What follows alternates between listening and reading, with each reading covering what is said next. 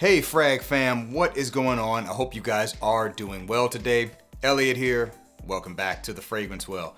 So what are we talking about today? Well, I was starting to put together a collection of fragrances for a list entitled Guaranteed Autumn Bangers. These are fragrances that have kind of earned their status as popular or good performing fragrances in terms of sales that are good for the autumn season. As I was putting the list together, I was trying to do 10, and then I was like, well, I got these 2 or 3 here that I really want to include as well. All right, so I made it 12, and then I looked over and it's like, okay, I got like 4 more, and next thing you know, I'm like, this list is just gonna be too big.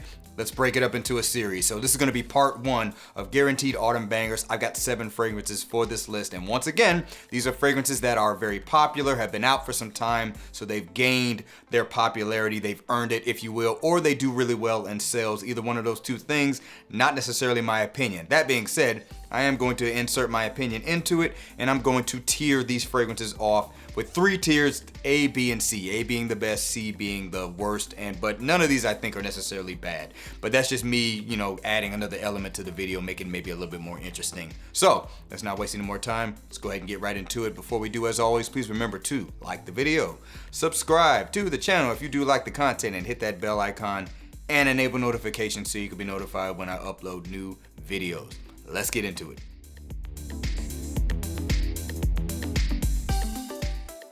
All right, to kick it off, coming from Dolce & Gabbana, this is gonna be the One. I just knocked the cap off, sheesh. Dolce & Gabbana, the One EDP to be exact, in terms of what I'm presenting, but EDT, EDP, kind of the same, if you will. So this one here is, pretty sure you guys know this fragrance very well.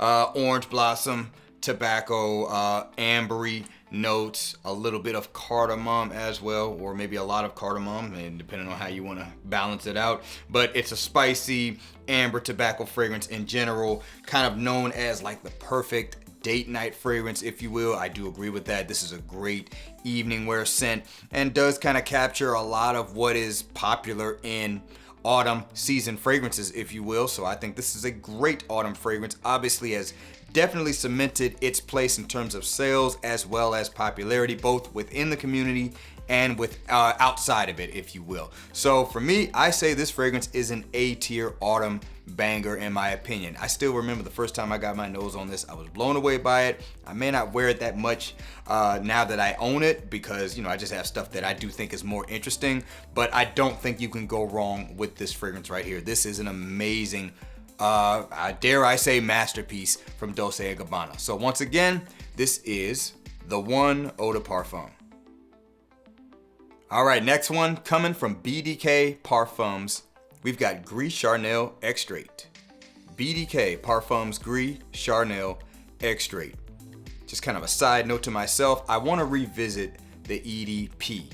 Back when I first got my nose on the Gris Charnel DNA, I actually was able to try the EDP and the Extrait at the same time.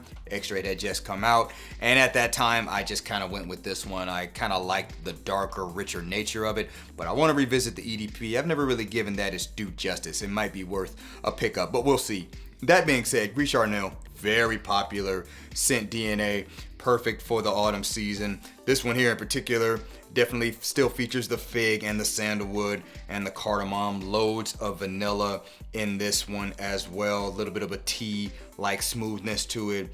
I certainly love the scent DNA. Many people love the scent DNA. It is popular within the community and outside of it. I keep wanting to say without. I don't know why I want to keep saying that, but yeah, this fragrance here has definitely cemented its place. And I'm talking about Gris Charnel in general. It doesn't even matter if it's the EDP or the Extrait. The fact that we have an Extrait means the EDP did very well. So therefore, in terms of just cementing itself as a popular fragrance, it has done that. And as far as tiers go, yeah, this is definitely A tier. I dare not put this lower than A tier, at least just in terms of my own opinion.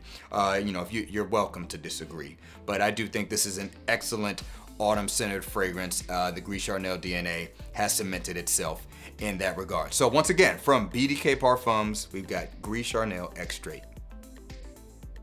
All right, next one is coming from Prada. This is gonna be L'Homme Intense. Prada L'Homme Intense. And what a wonderful autumn-centered fragrance this is. If you know the L'Homme DNA, that's kind of a sweet and soapy iris, very fresh iris-centered fragrance. This one here ramped up the intensity of the iris a little bit. Still carries that freshness, but it's a lot sweeter overall. There's a hint of like leather off in the background, and that's pretty much the basis for the scent. A little bit ambery as well. And this is an excellent autumn fragrance. Unfortunately, I guess you could say removed from the shelves in the American stores. As far as I know, this fragrance does still exist. I could be wrong about that. Somebody let me know if you know for sure. But you can find this on discounters. I think Fragrance Buy has some. I think maybe Fragrance Net has some. I do know this is possible to get these days. It's not as hard to find right now in the States at least. But this is an excellent autumn fragrance. This is A tier for me. I love the Prada L'Homme DNA, and I love this darker, more evening-centered interpretation of it. So Prada L'Homme Intense, definitely an A tier fragrance for me, and certainly a popular one for those who do like iris and are familiar with this scent. So once again, from Prada, this is L'Homme Intense. All right, moving on, we're gonna go to the house of Nishane, and this is gonna be Ani. Nishane Ani. Now, this one here, vanilla centered fragrance. If you got anything that does vanilla very, very well, typically it's gonna have at least some popularity to it, and this one certainly is the case. This one has fresh spices, somewhat green like accords, a very powdery vanilla in my opinion. Not ridiculously sweet, but you definitely got the sweet element of it. It is yummy, kind of reminds me of a sugar cookie in some respects. I don't know if I don't think that's something everybody necessarily experiences.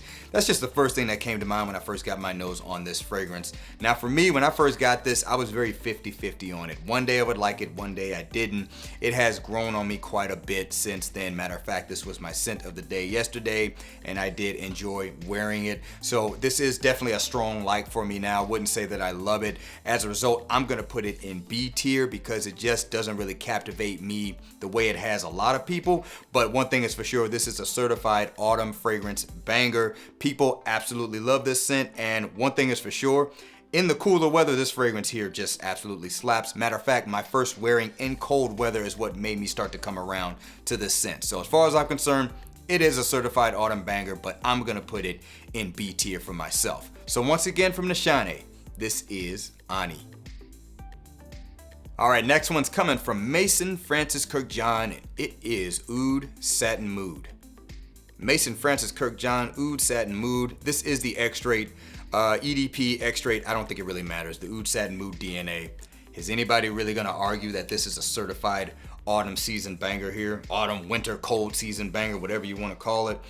Obviously, oud and rose.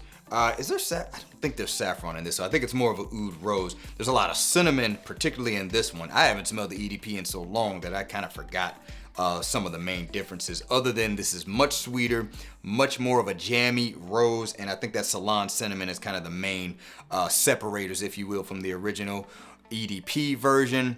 But yeah, this one here, I mean, Oud Satin Mood in general, you know this is extremely popular. Also, inside the community and outside of it, great cool weather scent, very popular amongst a lot of people. So I mean, this one has definitely cemented itself as an autumn banger, still a favorite of a lot of people. And also I would say this one is definitely A tier. If I were gonna rank it in terms of, or should I say tier it in terms of like oud and rose scents, I may not necessarily put it A tier, but in terms of this subject matter altogether, it's an A tier fragrance. I mean, I certainly loved it earlier on in my fragrance collecting. It's kind of fallen a little bit since then, but it's still an excellent autumn fragrance. So once again, from Mason Francis Kirkjohn, this is Oud Satin Mood Extrait. All right, next one is coming from Parfums de Marly, and this is gonna be Carlisle. Parfums de Marly, Carlisle. Now, I already know that this one's a major favorite for a lot of people, particularly within the community. I don't know how well it does outside of it, but I imagine it does pretty well because it certainly hasn't gone anywhere for the house. And this one is going to be a sweet and rich rose patchouli fragrance, mostly. Good amount of vanilla, tonka bean-like notes, a little bit of a green crisp apple to add a slight bit of freshness to the scent.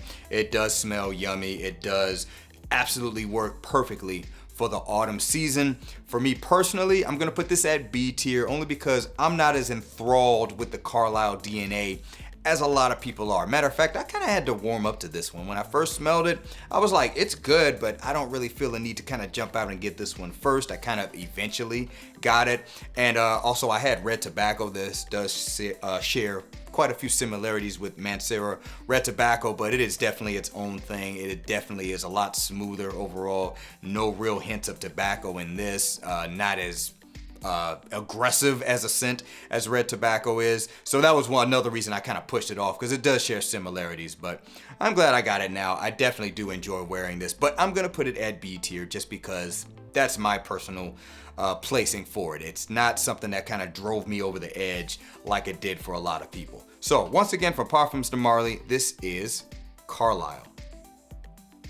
All right, and to round it out for part one of Autumn Fragrance Bangers, coming from Yves Saint Laurent, it's going to be La Nuit de l'Homme. This is Bleu Electrique, but we're just going to say La Nuit de l'Homme from Yves Saint Laurent. The Bleu Electrique flanker, if you will, pretty much smells, I won't say exactly like the original La Nuit de l'Homme. It's basically a more modernized, smoother version, really. That's kind of the main thing about it. Obviously, this is one of those super hyped fragrances. We're not going to get into that. May talk about that in a separate video or maybe even a live stream. I'm planning on doing a live stream soon. I'll get to it. It's just my schedule is crazy. So anyway, yeah, this one, the cardamom there, the lavender there, the clean woods, slight sweetness in there, perfect date night DNA. Also, kind of the, I don't know, the cousin to the One EDP from a different brand that kind of serves the same purpose, got the same kind of notoriety. I mean, this is a fragrance that, you know, really captivated a lot of people when it first came out. And I am talking about the original, not necessarily this one, but it, like I said, very similar DNA. But yeah, La Nuit de l'Homme, we all know this.